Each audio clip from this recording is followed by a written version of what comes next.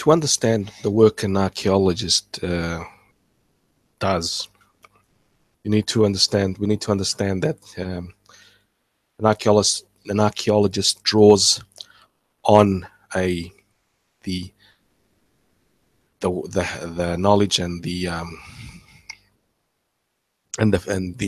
expertise of all of the STEM fields.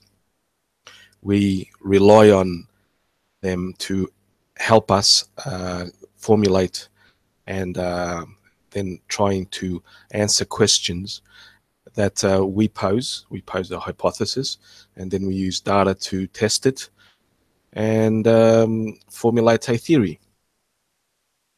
Now, not everything that we do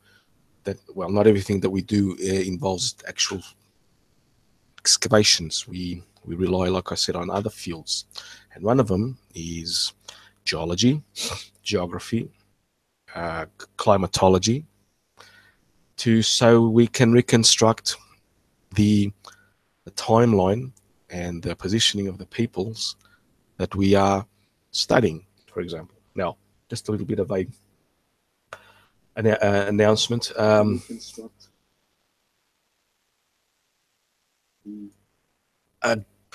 YouTube and their infinite wonders are using, we found out this week that they're using certain codes to flag certain words. So I can't use the Latin term for human that I have been using mostly, because every time I use it, I get demonetized. So I'm going to see if I won't get demonetized now when I don't say the H word, which is H.O.M.O. It's the Latin word for human, us. So that being said, let's get on with our first to discuss. You will see why I've chosen it when it gets more to the end, because it's significant in how we build up landscapes of the past, and not just of the past. This one is of the present. By the way, guys, I have a sniffles. Just makes my voice sound weird, and occasionally my nose gets blocked, but that's nothing serious. I'll get over it easily. So I'm going to share. It's about something is very, very significant, and it touches on our human evolution. Ultimately, our the evolution of our lineage, the H lineage, hominins.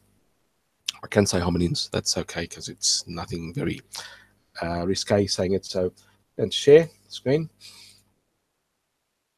And it is that scientists are disputing missing dryland forests. Now, what are dryland forests? Well, basically, dryland forests are forests in certain areas that the area where they are growing doesn't receive a lot of water, rainwater. Now, what is the difference between? I'll read on anyway, just so you guys know what it is, and I'll have a few pictures to show the difference. So, scientists are disputing the possibility that significant proportion of the world's forests have been missed in an earlier accounting of the ecological diversity. We have a picture. Nice picture of a jeep, possibly the scientists drawing. A nice palm tree. This could be Australia, this could be Africa, this could be anywhere. But so, writing in the journal Science, a team led by Daniel Griffith, a postdoctoral scientist in the College of Forestry at Oregon State University, argues that dryland forests should not be confused with savannas, which comprise valuable ecosystems in their own right. Now, what are the difference and what are each one of them? Right, I've got a picture here. This is a dryland forest. Forest usually has very little grass cover underneath the plants, the trees. Now, this particular one is in in West Australia, and it comprises of coolabah eucalyptus trees. And you can see the red is the soil. The trees with the white barks are the coolabah trees. Coolabah eucalyptus trees, and the darker greens are a form of grass called spinifex and other shrubs. But as you can see, it is sparingly covered with grass. The spinifex don't, yeah, they do, but they're not totally under the trees. In comparison, we have a picture here of a savanna. This has only one tree, but it can have many more trees, and savanna is primarily grassland, and not just grassland. Savannas are always found inside the tropics, inside the Tropic of Capricorn and Cancer, where dry land forests can be found outside the tropics, subtropical areas. For example, in the Iberian Peninsula, southern Iberian Peninsula, where Andalusia is, and the Algarve in Portugal, they have dryland forests, and we are not in the tropical zone. So that's basically what the difference between the two areas are. Now, savanna ecosystems should be considered as distinct habitats and not regarded as forests, Griffin and his co-authors wrote. Exactly. I will get to why this is important, and it touches on human evolution more or less when I finish the article or in between, so please bear with me. Authors responded to a paper published in May this year by a team led by Jean-Francois Bastin of the United Nations FAO, Food and Agricultural Organization. Bastin's team had reported that though through an analysis of high-resolution satellite images on Google Earth, dryland forests had been underestimated across the world, including regions with 10% or more tree cover, they wrote. Results in a 40 to 47% global increase in the extent of such forests. That was a survey done. Oh, Carlos, David, thank you, man. Oh, man, thank you for the super chat. Oh, man, thank you. I'm humbled, man. I'm humbled. Thank you, my friend. Now getting back to the article itself. However, Griffith and his colleagues suggested that Bastin's group misclassified as dry forests many tropical regions that are in fact savannas. Savannas different from forest in having a continuous grassy ground level layer which supports fire and grazing animals. And savannas need fire to be viable as an ecosystem. Everyone's seen National Geographic programs where they show the vast fires that are generated just before the wet seasons that burn out huge areas of grassland, because grass isn't to renew, to become even better, they have to burn off the top dead leaves, and so they'd also provide the fertilization of the soil. And so the next after the rains come, the grass will sprout will sprout, because grass is really strong. The root systems are almost indestructible. You can kill off the whole of the plant, but the root systems will just sprout new growth. So many of the savanna ecosystems that Bastin proposed to be reclassified as forests have persisted for millions of years, they noted, and that is why this point here, that these savannas ecosystems have persisted for millions of years, are a key to understanding human evolution, because human hominin, our lineage, evolved more or less. If it's not consensus, It is, and it's not yet a fact. I understand that. We don't have enough evidence of to become a fact, but it all points to that we, our lineage, the hominins evolved, even the hominids, but more importantly, the hominins evolved more or less between a dry forest and a savanna environment. And I will come back to that a little bit later. Um, we'll continue to read. Um, so they decided to take a closer look at this issue after reading a press release written by the co-author of the original paper. Griffin said, they claim to have discovered lost forests. We realized the authors had applied an outdated and heavily criticized forest definition, that greatly inflates forest estimates and assumes the high tree cover in a universal natural state.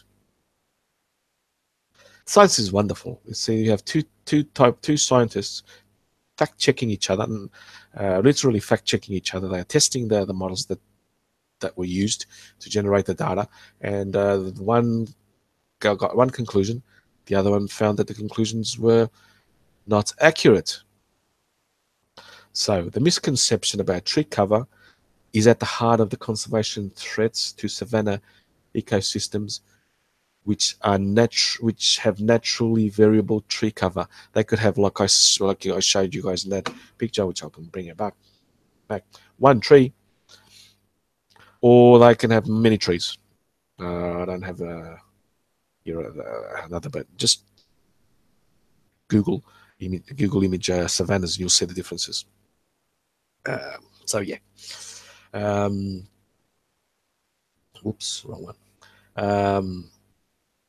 Now, managing savannas as forests, Griffin team wrote, could lead to changes in the way fires and the spread of trees are handled, with adverse consequences to these ecosystems. Afforestation and fire suppression policies in savanna risk destroying a wealth of specialized and endemic savanna biodiversity that underpins its unique ecological process and compromises ecosystem functions such as carbon cycling, water and energy exchange stated.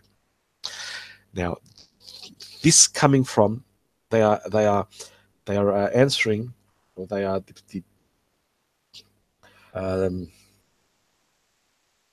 to a paper done by the United Nations.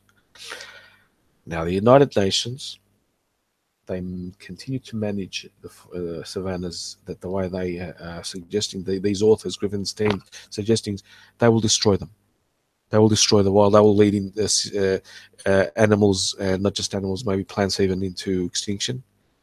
And it'll be their fault, because they're not forests. You have to treat each area, each ecosystem, each environmental niche aspect. Sorry about these words. I don't want to use them. Savannas need fire, and savannas don't need a lot of trees. They need the animals that are there. They need the fire that passes once in a while, etc., to be a savanna. If you just reforest or put many trees there and stop the fire, reforestation, and stop the fires, it will become a forest, and they will have different forms, different types of animals. The ones that are savanna animals will die off, while possibly bringing in other species that shouldn't be there. So that's more or less why they should be careful. Moreover, classifying habitats on the basis of a single criteria, such as dryness, both are dry, savannas and dry, or tree cover, ignores key differences between vegetation types. Yes, because in savannas you have one type of, or one group of type of, not just one type, one group of vegetational type. And in dry land forests, you have another group of vegetational types that they have evolved together, so they are more suited to in conjunction. Using this approach that Bastan team took, they wrote, would result in reclassifying some wet neotropical forests in Ecuador, Peru, and Colombia as dry forest. So, yeah. And they suggest that Bastantine tree cover analysis is a valuable contribution, yes, to understanding the variation in woody cover, but they urge the readers not to mistake the forest for the trees. So I love this. This is a nice. The Bastan's team are literally missing the forest for the trees. And the co-authors of the comments, including Christopher Still, associate professor of the college, etc., etc.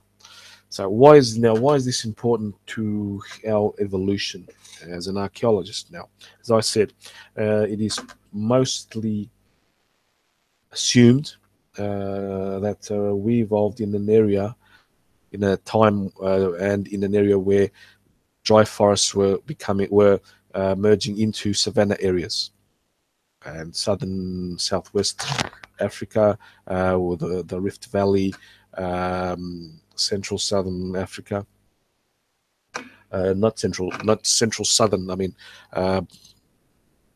Kalahari, just below the Kalahari area, and north in Kenya, Tanzania, Ethiopia. Which one is? Did I miss some? More or less those areas. They are dryland forests with some areas, and mostly savanna. So possibly our earliest ancestor would have evolved in an. I would say, this isn't my informed assertion. I can't prove it because obviously I'm not doing research. I can't do research, but I conclude that due to them being hominids are were mostly tree living. Primates are mostly tree living animals, and the ones that do live underground, they mostly live close to trees. You see that in the chimpanzees, the bonobos, the gorillas, the orangutans. They're the modern day closest relatives.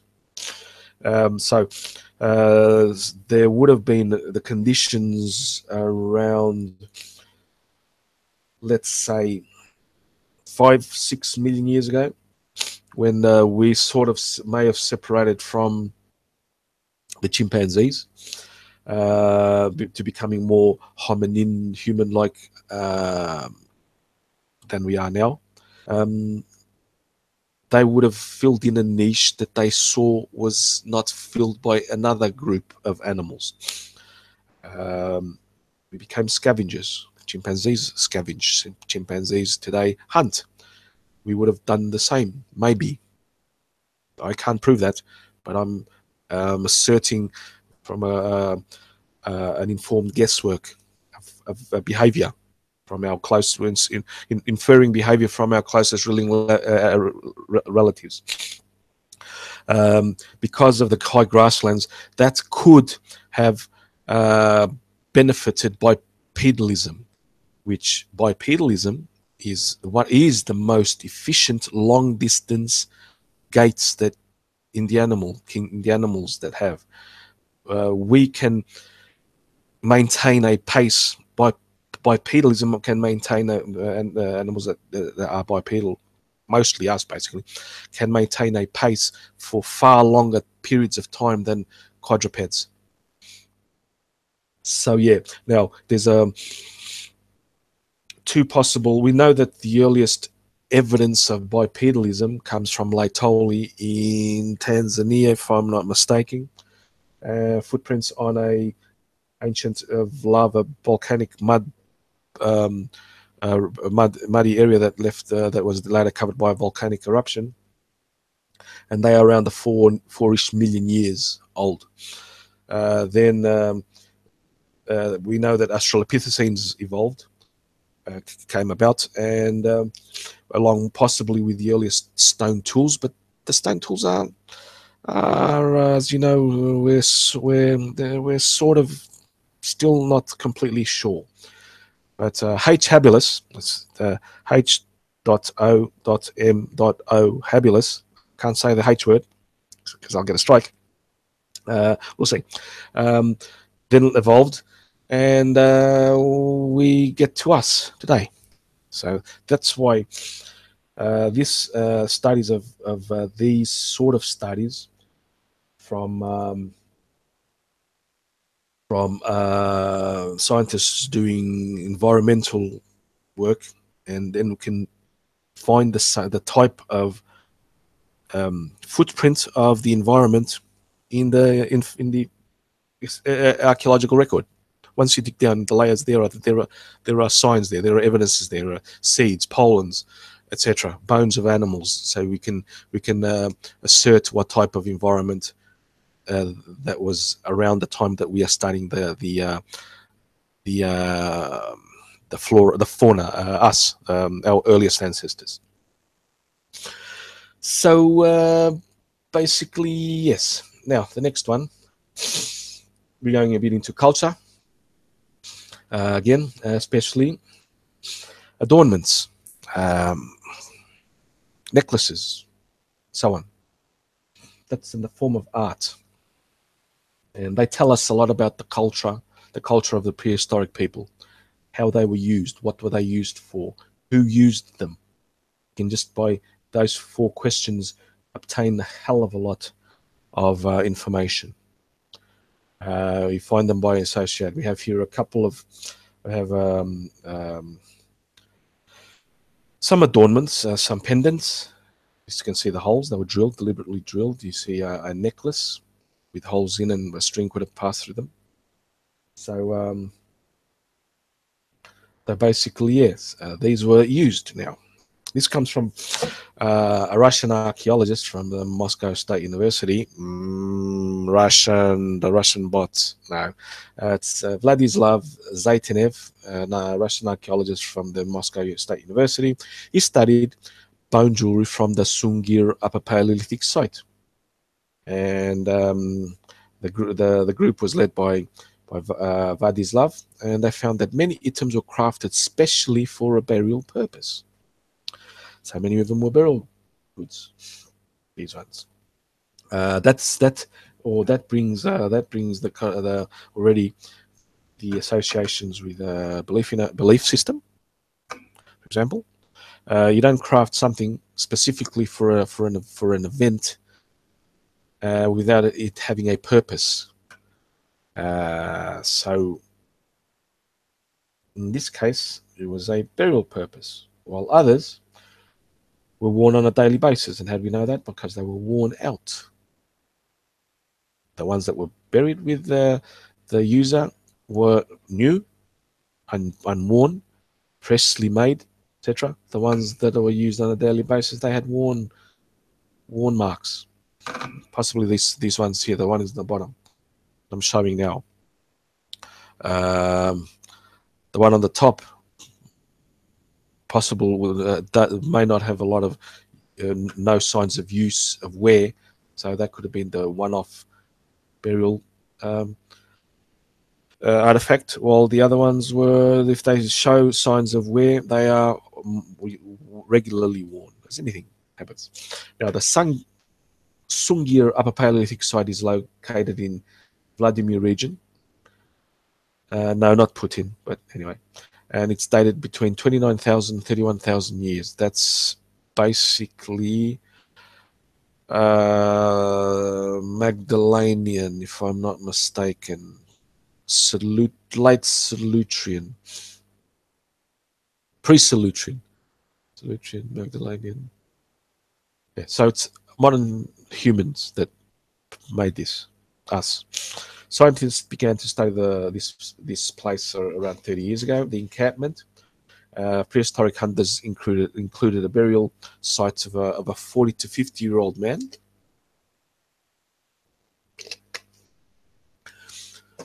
and a grave of two children who had died 10 to 14 years of age. Archaeological excavations revealed over 80,000 different objects.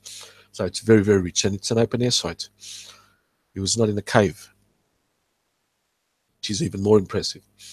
The children's burial contained more adornments and other burial items.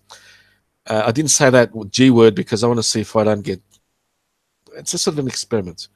Those word associations that the AI is using. I want to see if I can not use them, not trigger them. We'll see how it goes. Vladislav Zitenev, the author of the study, the doctor of the historical science, and assistant professor of archaeological department at the Faculty of History, Moscow State University. Currently, all findings are kept in the State Vladimir Zuzdal Museum Reserve. It's a lot of words.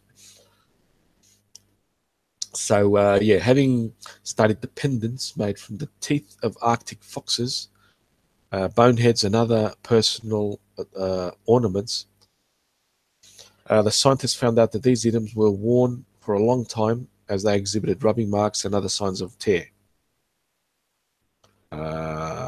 Possibly these ones, the ones in the middle and the lower ones. And see, this one's been worn out. And the holes could be, you can see the polish around the holes. That means that they were worn on a daily basis.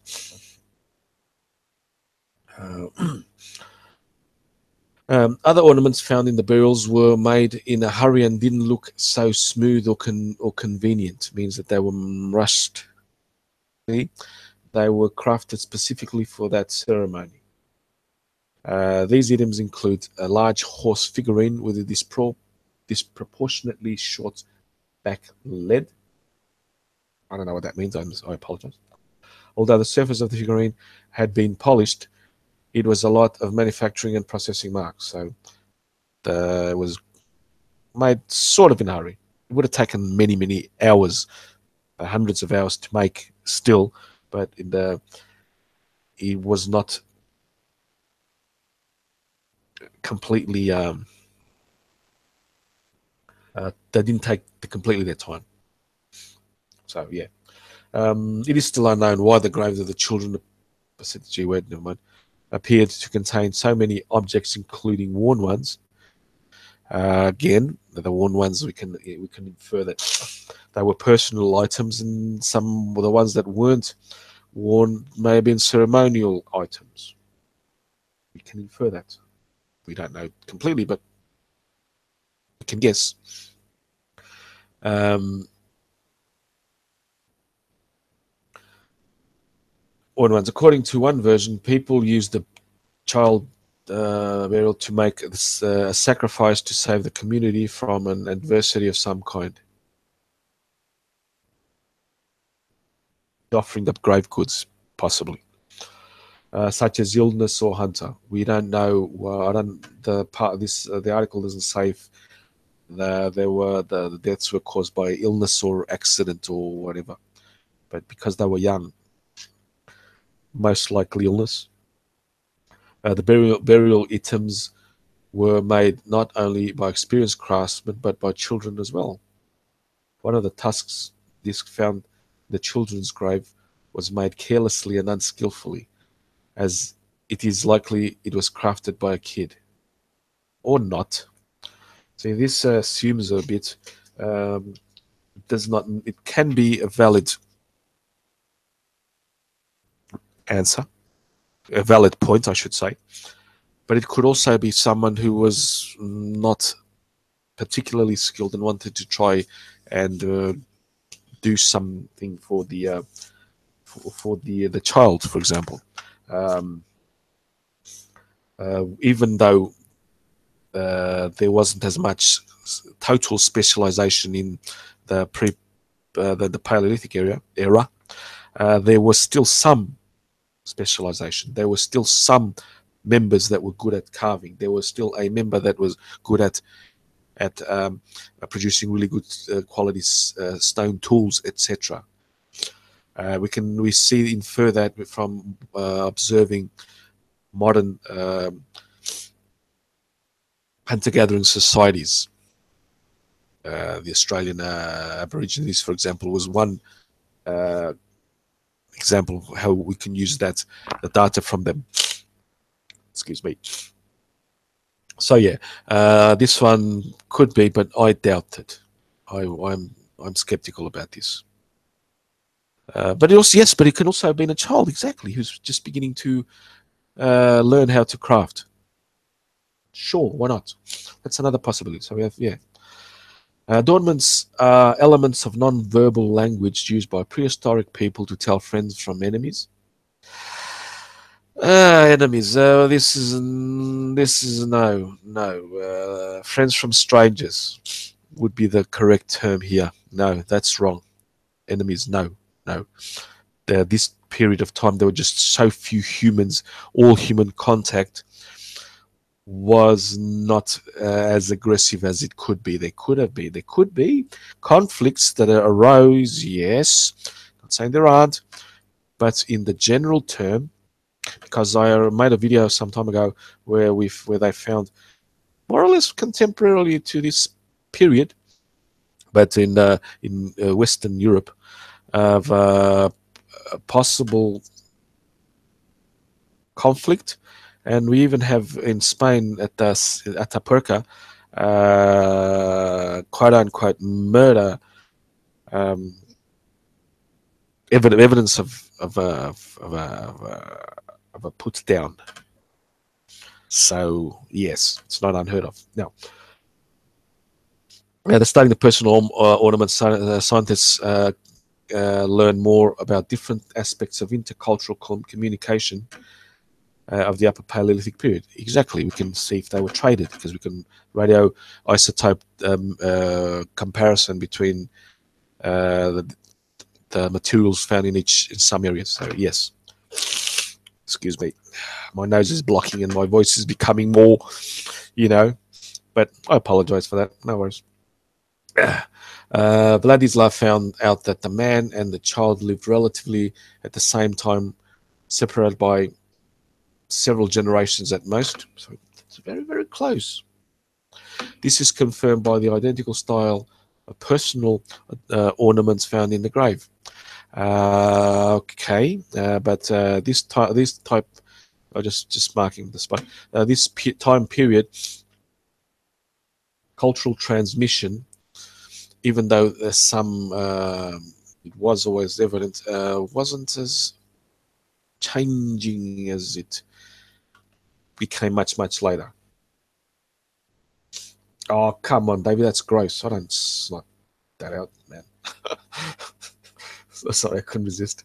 The children were buried at the same time, but the time period between their deaths and the passing of the man is still unknown because they were so close together, and the radiocarbon mating method fails to provide an answer, as it's not accurate to the year which applied to such a prehistoric specimens. Yeah, the plus or minus um, variation in even the most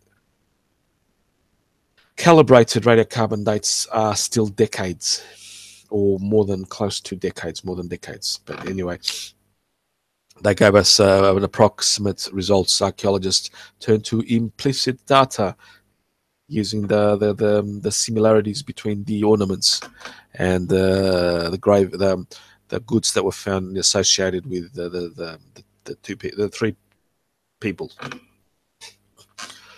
So when looking at an item, you can always see a master's hand, of course. Many adornments of the burial site of the man and the children were crafted in the same way. Yep, as if by the same person. As if that's as if by the same, but not necessarily.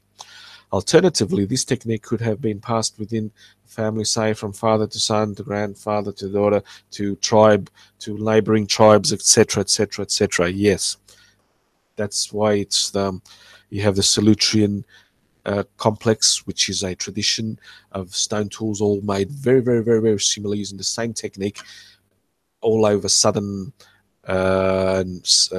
Europe, south up, well, from France, Italy, Spain, and of course Portugal, the Iberian Peninsula, and even going as far to the east as the Balkans, maybe. So, but you find most of the Solutrean, for example, I'm just giving one, in southern areas of France and the Iberian Peninsula. Well, this one here is the origination. That's the one I was looking for before. The adornments are difficult to classify and include into a certain cultural tradition, as they have been influenced by many cultures. True. That's good. As we can see that there was an interaction between different groups of people. On the one hand, they have a lot in common with the Auric Nation culture. That's the culture that was uh, including the stone tools that they made. Auric Nation also had, if I'm not mistaken, barbed hooks made of bone and antler, which survived enough. And that was widely spread in Western and Central Europe and the Upper Paleolithic Stone Age. On the other hand, the Sungir findings resemble those from some early sites in Kostenki. So, yes, a continuation with modern origination improvements, we could say that. Finally, these items were combined with stone objects crafted using Neanderthal technology, although the remains found in Sungir belong to Homo sapiens. But um, the Masturian techniques, which were just prior to the origination, the Masturians were the Neanderthals, the originations were among us humans, um, modern sapiens. So they why not use a tried and tested method that can go down, that could be um, still in common use. Um, there's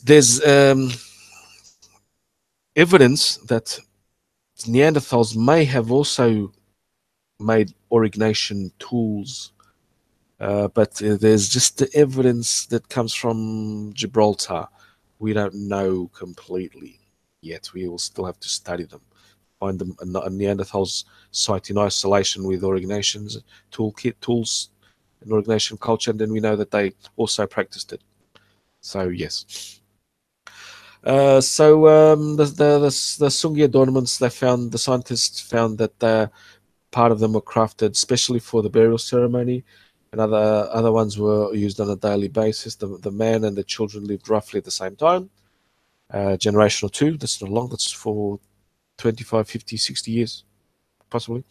And that the crafting style was influenced by many cultures, including the origination cultures and the culture of the Russian black. So yes, then he goes on to say that the difference between the sites and with and without. That's about it. That's the excuse me, the article done, and we get to the end of this. Stop sharing, and I apologize for my sniffles. Um, that's about it. Once again, I want to thank you all for coming and watching me. Adam, how are you, mate? Gani, and thank you, Carlos David, for the super chat, mate. Oh man, I am I am humbled again. I'm really humbled. So as I'm feeling a bit under the weather, just my nose is bloody dripping, and my voice is not very clear today. I will bid you all a farewell and see you on the next episode of What's Up in Archaeology. And thank you guys for being here. Oh yeah. I'm not drinking. I haven't drunk any alcoholic um, beverages. I'm drinking water because I've taken some aspirin and some a nasal medicine, and I can't drink alcohol. Never mind. When I get better, I'll start guzzling down again. So a good beer or so. So, guys, thank you for coming on, and good night.